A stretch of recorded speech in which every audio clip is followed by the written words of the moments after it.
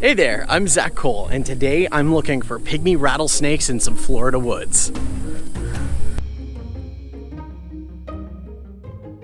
I'm currently out in some woods near my home in Orlando. While I do really want to find a pygmy rattlesnake, I'll be excited for just about anything I can find. A good way to look for small animals in any habitat is to flip over dead logs. You never know what might be hiding under there. Just make sure to flip it back so you keep their homes intact. If I find anything tiny, I'm gonna want to get a good look at it, so I made sure to bring my microscope with me. There's another centipede.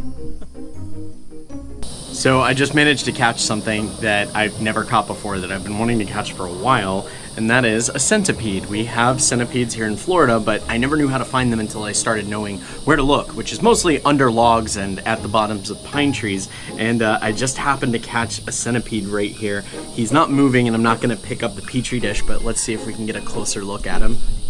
The scientific name of this kind of centipede is Theotops posticus. It doesn't have a common name. However, I would argue that it should be called the forceps centipede because the end of their tail, their legs kind of look like forceps, which is actually how I picked up this centipede. So I've got my microscope here with me. Let's take a closer look at this cool centipede. So let's see here if we can get in here and get a closer look at our centipede without him moving.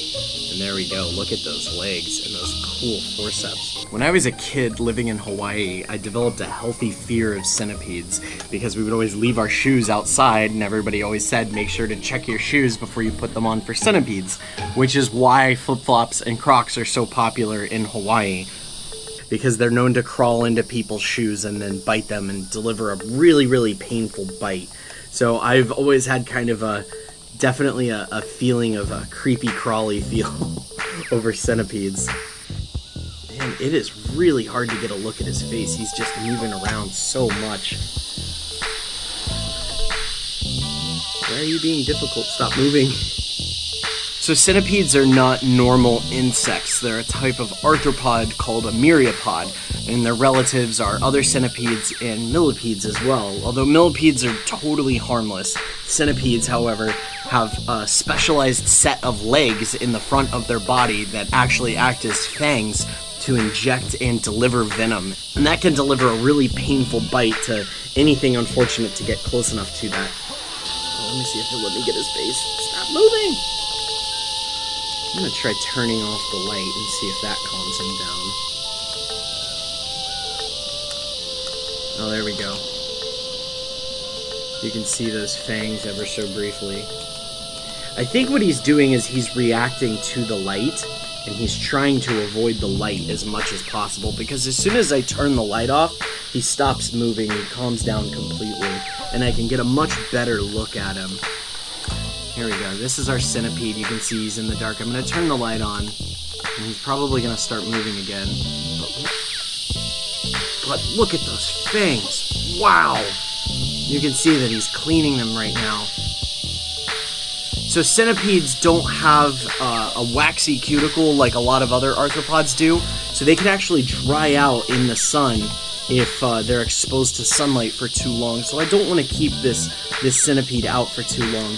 And but he's a really, really cool species. This is my first time ever catching a centipede, and man, am I excited to see one.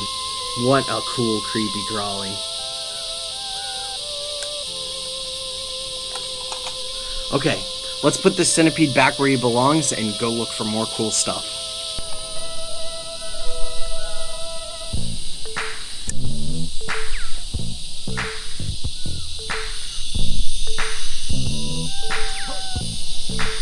Let's go look for more.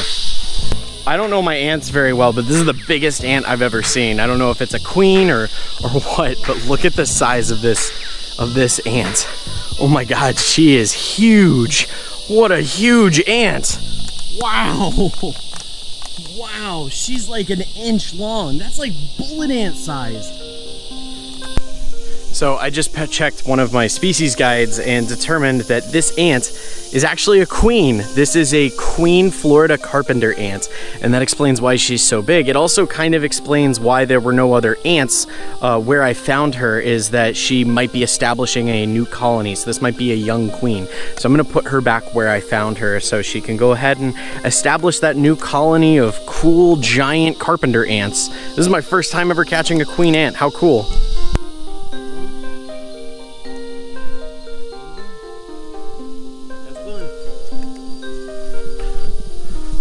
so neat.